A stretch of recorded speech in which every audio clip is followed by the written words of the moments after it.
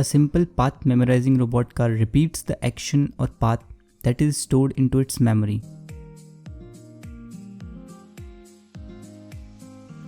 Making such a robot may seem complicated at first, but believe me, it's easier than you think. And by the end of this video, you will know how to make a wireless IR remote control car using Arduino, how to turn it into a path memorizing robot without using any extra component, and finally, how to use Arduino's inbuilt EEPROM to store that path forever to its memory. Hi, my name is Ankit, and before starting the tutorial, let me show you the end results and what to expect from this video. Right here is the robot car operated by Arduino Uno using an IR remote. And right now the car is operated manually by using the specified control buttons on IR remote. 2 moves it forward, 4 is for left, 6 is for right, 8 is for backward, and 0 stops the car.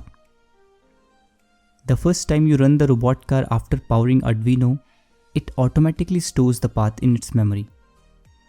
Now to repeat this stored path, I have assigned the repeat button on IR remote. You can see it's repeating the same movements I just played.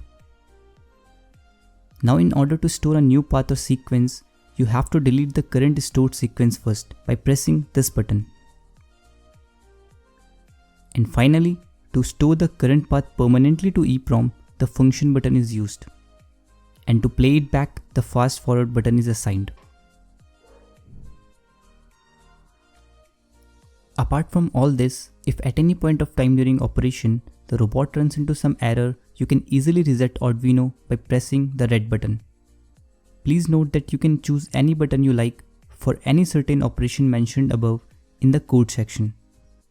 If you like the video so far, then you would definitely love my new course on basic electronics on Graphy. This course is for anyone who wants to get familiar with everyday electronics around them. And throughout the course, I have explained every concept using animations and circuits so that you can understand electronics in a fun way. So stay tuned till the end for more details. To build this robot car, you will need one Arduino Uno, an IR remote and IR receiver, 2 gear DC motors, one motor driver module, 9V power supply. I am using 6 1.5V AA battery here, robot wheels, robot chassis, a breadboard, and some wires. First of all, you will need a robot chassis to which you can fit motors and tires. I am using 2 DC motors, 2 rubber tires, and 1 caster wheel. After finishing the robot assembly, it's time for the electronics part. To control your robot car from the IR remote, you would need an IR receiver. This IR receiver will decode the received signal for the corresponding button pressed and send it to Arduino. Arduino acts as a controller for your robot car, and the program written in it gives appropriate logic to control the motors. But we all know that Arduino cannot supply enough current to a DC motor, and that's why you also need a motor driver here. You can use any motor driver you like in this case I am using L29 3D motor driver IC for my robot car. Now let's take a look at the IR remote we all use in our daily life. Yes, TV remote. You must have observed a white LED in front of it. This white LED is actually an IR transmitter. It transmits infrared waves of different frequency depending on the button pressed. This wave is then received and decoded by the IR receiver on the TV side to find out which button you have pressed. We are going to use same logic to build this project.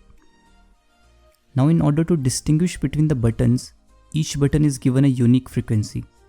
That means you must know what the frequency of each button is before using an IR remote. But the real question is how? Well, an Arduino can help us in this situation. So grab an Arduino and an IR receiver which looks something like this. Connect right terminal to 5V pin of Arduino, middle terminal to ground, left terminal of the sensor to digital pin 10 of Arduino. Now go to Arduino IDE software and download this library for IR remote. Next, go to Files, then Example, IR Remote, and open the IR Receiver demo sketch. Upload this code to your board. Now open the serial monitor and press any button on the IR remote. As you can see here, the corresponding hex code for the button I pressed is printed on the serial monitor. Note down the hex code for all the buttons. And now you can program Arduino to perform a certain function when it receives certain hex code from an IR remote.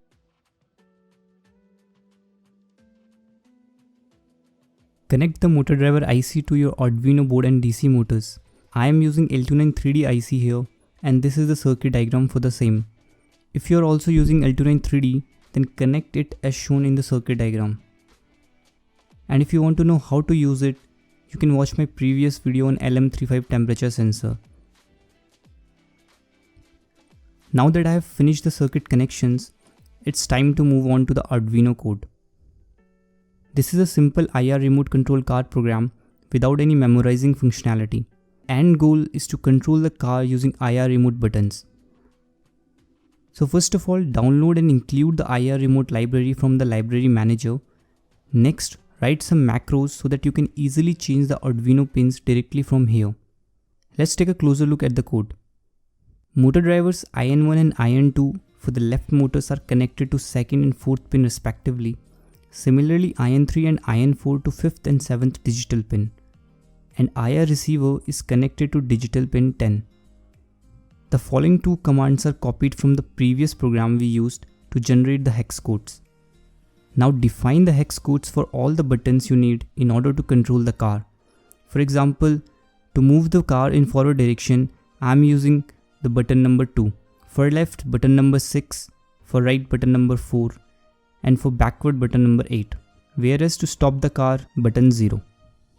The variable value here stores the decoded hex values. Note that it is of type unsigned long integer because hex codes are of more than 2 bytes. Next, define a pin number that you want to use to reset the Arduino. I am using analog pin A0 here. And this analog pin A0 is connected to the reset pin of Arduino.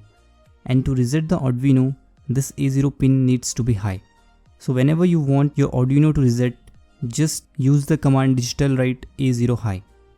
Now inside the void setup, for loop is used to initialize all digital pins from 2 to 7 as output pins. Serial.begin starts the serial communication. Next, you need to start the receiver by using this function.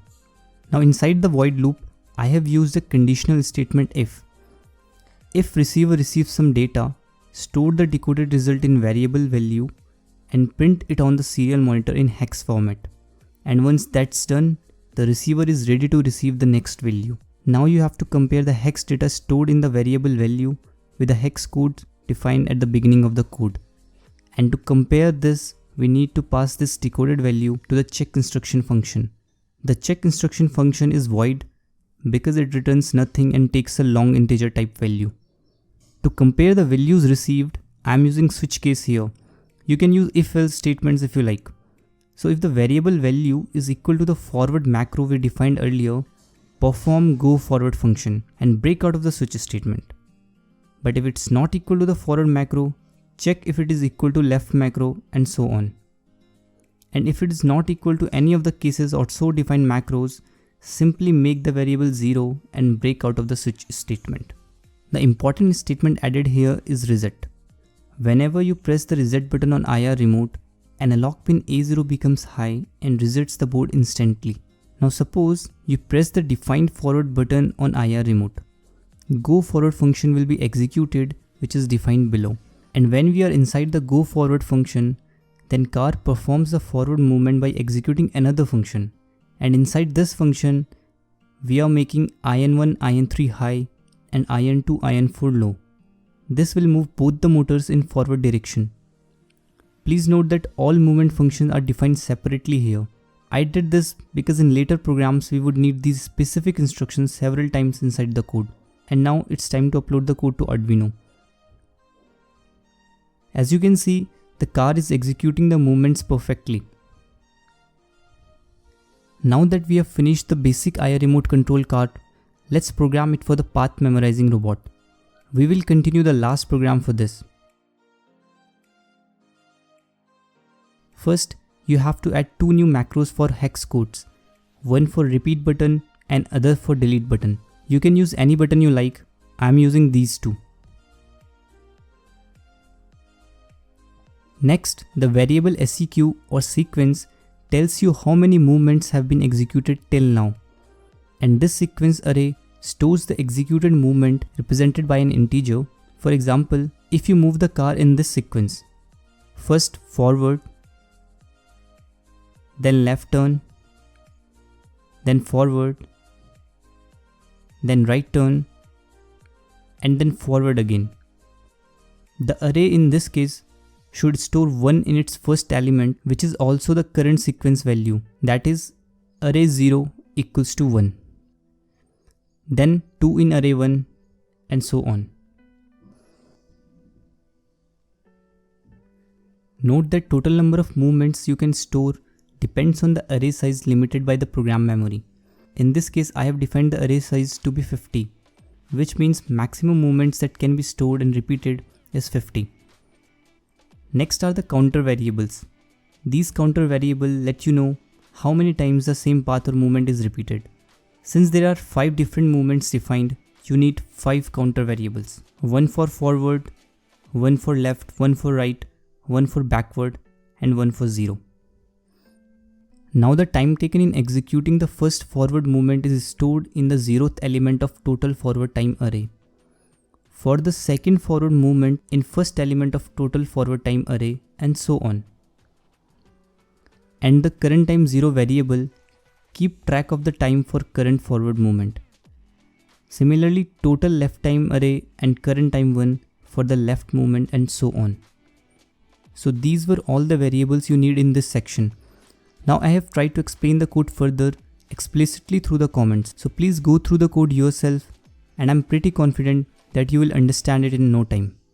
Now upload the code to Arduino, connect the battery and start playing with the robot car. Let's execute a movement sequence and then store and repeat that sequence. Forward, stop, left, right, forward, and stop. Let's repeat this sequence by pressing the repeat button. You can see the car is repeating the path stored in the array perfectly. Now before storing a new sequence, remember that you have to delete the old sequence first by pressing this button. And you're done. This is the easiest way of making a path memorizing robot by using simple arrays. But don't be satisfied yet. Let's turn it into a permanent path memorizing robot so that even after Arduino is powered off, it still remembers that path. In order to store the data permanently, you need some sort of non-volatile memory that can hold the data forever, just like your Arduino code memory where the Arduino program lives. Surprisingly, one such non-volatile memory called EEPROM is available in Arduino. To use this EEPROM, however, you have to first include the pre-installed EEPROM library. Now you can do two things using this library. You can either write to the EEPROM or read from it. To read from the EEPROM, function EEPROM.read is used. This function takes only one argument, location or address from which you want to read the data. To write to EEPROM, function EEPROM.write is used. This function takes two arguments, address of the location where you want the data to be written and the 8-bit data which you want to write. After including the library, add two new macros for hex codes. One for permanent storage button and other one for play the sequence from EEPROM button. You can use any button you like. I'm using these two. The logic here is simple. You need to just copy the content of sequence array along with the time arrays to the EEPROM.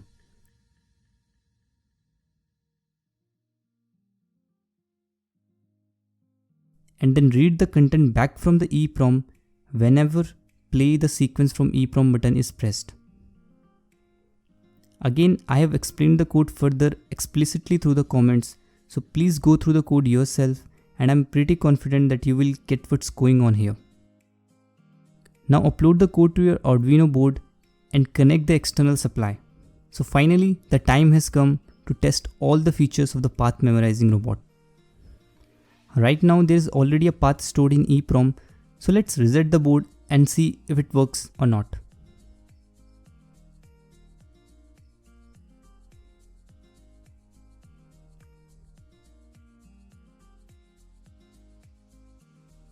The car executed the stored path in EEPROM perfectly. So guys, that's all for today. If you like the video and the way I explain things, then you should definitely check out my course ABC of Everyday Electronics on Graphy. Right now I have dropped the price to just $2.5 for you guys only. And you're getting so much value for so little money. So go check it out, link is given in the description below. Thank you for watching. I'll see you in the next video. Bye bye.